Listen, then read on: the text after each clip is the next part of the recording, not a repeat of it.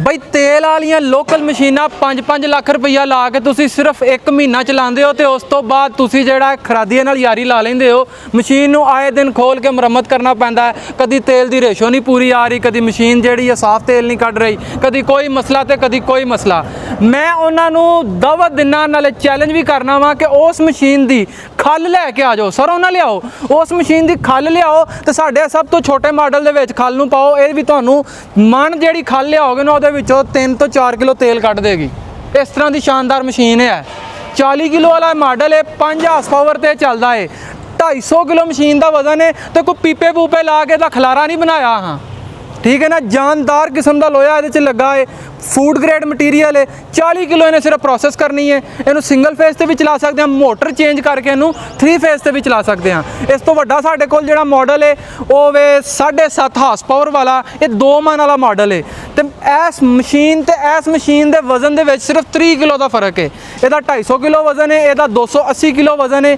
ਇਹ 2 ਮਣ ਕੱਢ ਸਕਦੀ ਹੈ ਸਰੋਂ ਇੱਕੋ ਟਾਈਮ ਦੇ ਵਿੱਚ, ਇੱਕੋ ਵਾਰੀ ਕੱਢੇਗੀ, ਸਾਲ ਚੱਲੇਗੀ ਤੇ ਤੇਲ ਦੀ ਰੇਸ਼ੋ ਕਦੇ ਨਹੀਂ ਘਟੇਗੀ। ਉਸ ਤੋਂ ਬਾਅਦ ਰਹੀ ਗੱਲ ਸਪੇਅਰ ਪਾਰਟ ਦੀ, ਫਿਰ ਇਹ ਵੀ ਗੱਲ ਸੁਣਾ ਹਟਦੇ ਨੇ ਗਾਹਕਾਂ ਨੂੰ ਕਿ ਜੀ ਉਹਦਾ ਤੇ ਸਪੇਅਰ ਪਾਰਟ ਵੀ ਨਹੀਂ ਲੱਭਦਾ, ਉਹ ਤੇ ਵੇਚ ਕੇ ਉਂਝ ਗੱਲ ਨਹੀਂ ਸੁਣਦੇ ਆ।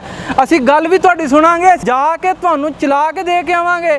ਸਪੇਅਰ ਪਾਰਟ ਦੀ ਅਵਲ ਤੇ ਤੁਹਾਨੂੰ 2 ਸਾਲ ਲੋੜ ਨਹੀਂ ਪੈਣੀ। ਜੇ ਫੇਰ ਵੀ ਕਹੇ ਨੇ ਆਪਣਾ ਧੁੜਕੂ ਕੱਢਣਾ ਹੋਵੇ ਤੇ ਸਾਡੇ ਕੋਲ ਪਹਿਲਾਂ ਹੀ ਸਪੇਅਰ ਪਾਰਟ ਪਰਚੇਜ਼ ਕਰ ਲਓ। ਇਹਦਾ ਸਪੇਅਰ ਪਾਰਟ ਵੀ ਉਹ ਜਿਹੜਾ 4000 ਮਨ ਤੇ ਜਾ ਕੇ ਐਕਸਪਾਇਰ ਹੋਏਗਾ ਘੱਟੋ ਘੱਟ। ਲੋਕਲ ਕੋਲੂ ਜਿਹੜਾ ਨਾ, ਲੋਕਲ ਤਗੜਾ ਕੋਲੂ ਜਿਹੜਾ ਹੁੰਦਾ ਹੈ, 1000 ਮਨ ਉਹਦੀ ਲਾਈਫ ਗਿਣੀ ਜਾਂਦੀ ਹੈ, ਇਹਦੀ ਉਸ ਤੋਂ ਵੀ 4 ਗੁਣਾ ਜ਼ਿਆਦਾ ਹੈ। ਹੁਣ ਇਸ ਤੋਂ ਮਜ਼ਬੂਤ ਮਸ਼ੀਨ ਮੇਰਾ ਨਹੀਂ ਖਿਆਲ ਕਿ ਪਾਕਿਸਤਾਨ ਦੇ ਵਿੱਚ ਬਣੀ ਹੈ। ਬਾਕੀ ਇੰਪੋਰਟਡ ਕੈਟਾਗਰੀ ਦੇ ਵਿੱਚ ਇਹਨਾਂ ਦਾ ਕੋਈ ਮੁਕਾਬਲਾ ਨਹੀਂ।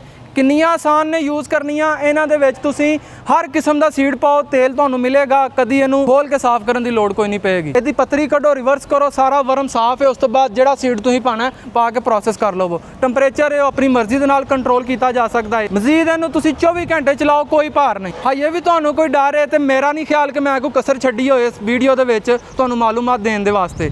ਫਿਰ ਵੀ ਕੋਈ ਤੁਹਾਨੂੰ ਇਸ ਤੋਂ ਵੱਡੇ ਛੋਟੇ ਮਾਡਲ ਦੀ ਮਾਲੂਮਾਤ ਚਾਹੀਦੀ ਹੈ, WhatsApp ਤੇ ਮੇਰੇ ਨਾਲ ਤੁਸੀਂ ਰਾਬਤਾ ਕਰਨਾ 0386 26 195 ਤੇ। ਇਸ ਮਸ਼ੀਨ ਦੀ ਟੈਕਨੀਕਲੀ ਕੋਈ ਵੀ ਤੁਸੀਂ ਸਵਾਲ ਕਰਨਾ ਹੈ ਮੇਰੇ ਨਾਲ ਰਾਬਤਾ ਕਰੋ। ਖਲ ਲੈ ਕੇ ਆਓ ਲੋਕਲ ਮਸ਼ੀਨਾਂ ਦੀ, ਸਰੋਂ ਨਾ ਲਿਆਓ, ਖਲ ਲਿਆਓ।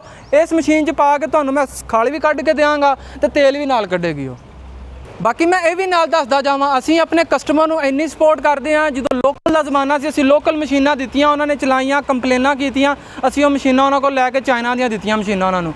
ਸਾਲ ਹੋ ਗਏ ਨੇ ਚਲਾਉਂਦੇ ਨੇ ਪਏ। ਸਾਲ ਤੋਂ ਬਾਅਦ ਜਦੋਂ ਛੋਟੀ ਮਸ਼ੀਨ ਦੇ ਕੇ ਸਾਡੇ ਕੋਲ ਵੱਡੀ ਲੈ ਜਾਂਦੇ ਨੇ, ਸਾਨੂੰ ਉਦੋਂ ਵੀ ਕੋਈ ਮਸਲਾ ਨਹੀਂ ਹੁੰਦਾ ਹੈ। ਇਸ ਤਰ੍ਹਾਂ ਦੇ ਬੰਦੇ ਨੇ ਕਿ ਉਹ 24 ਘੰਟੇ ਵੀ ਮਸ਼ੀਨਾਂ ਨੂੰ ਚਲਾਉਂਦੇ ਨੇ ਤੇ 4 ਸਾਲ ਤੋਂ ਇਹਨਾਂ ਮਸ਼ੀਨਾਂ ਨੂੰ ਚਲਾ ਰਹੇ ਨੇ ਤਾਂ ਅਜੇ ਤੱਕ ਕਿਸੇ ਨੇ ਸਪੇਅਰ ਪਾਰਟ ਨਹੀਂ ਸਾਡੇ ਕੋਲੋਂ ਮੰਗਿਆ। ਇਸ ਮਸ਼ੀਨ ਦੀ ਡਿਊਰੇਬਿਲਿਟੀ ਬਹੁਤ ਸਟਰੋਂਗ ਹੈ, ਇੰਨੀ ਸਟਰੋਂਗ ਹੈ ਕਿ ਦਾਦਾ ਲਏ ਤੇ ਪੋਤਾ ਹੰਡਾਏ।